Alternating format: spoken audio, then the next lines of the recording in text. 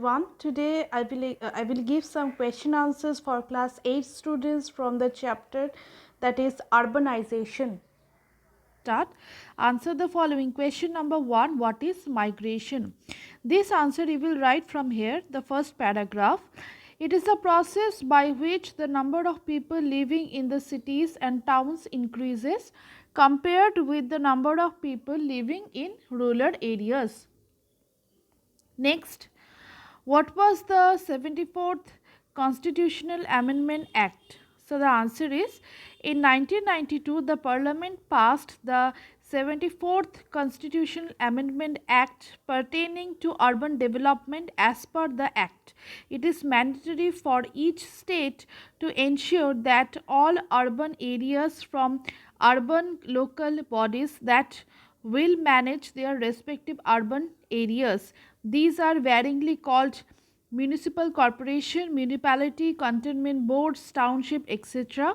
It is their task to provide the smooth functioning of their urban areas. Our next question is, how are towns managed in India?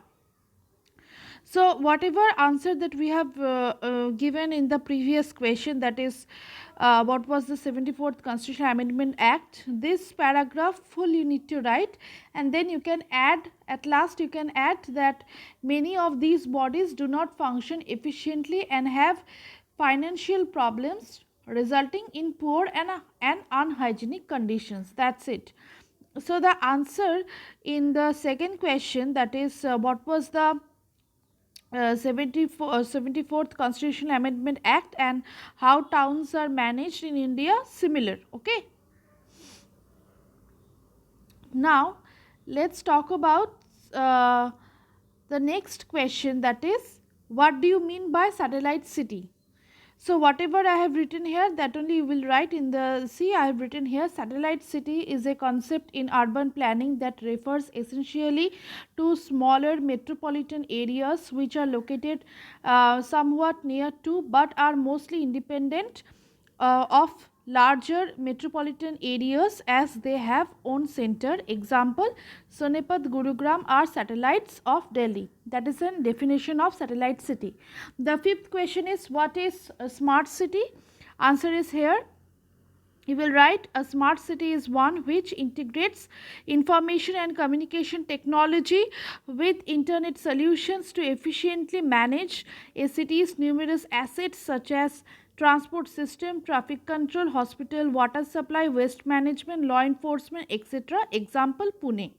So, these are the overall question answers that is given in the exercise in your book. Now, the next is differentiate. So, 4 differentiates I have given. The first is again the same, differentiate between satellite city and smart city. I don't think I have to repeat again. This is the answer you will write. Our next is differentiate between positive impact of urbanization and negative impact of urbanization. Okay, from here any 4 or 5 points you can write. So, in the positive impact you can write economic and social progress, then industrialization, standard of living is improved, standard of education is improved, better housing facilities. And in the negative impact you can write uncontrolled expansion, high population density, then shortage of housing, slums, unemployment, water and sewage problem, etc. These any 4 or 5 points from negative impact you can write.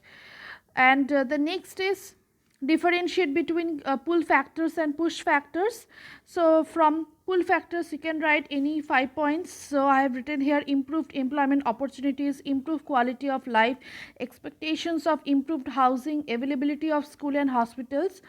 From the push factors you can write pressure on land, poor quality of life, poor quality of housing, increased use of machinery, lack of infrastructure, overpopulation, etc.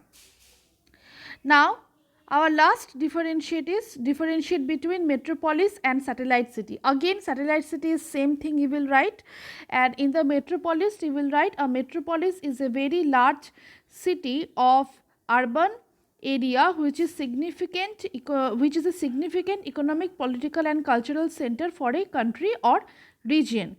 So, these are all the overall exercise question answer. Remember, you have to learn the chapter to write the answers for the inside questions. Okay.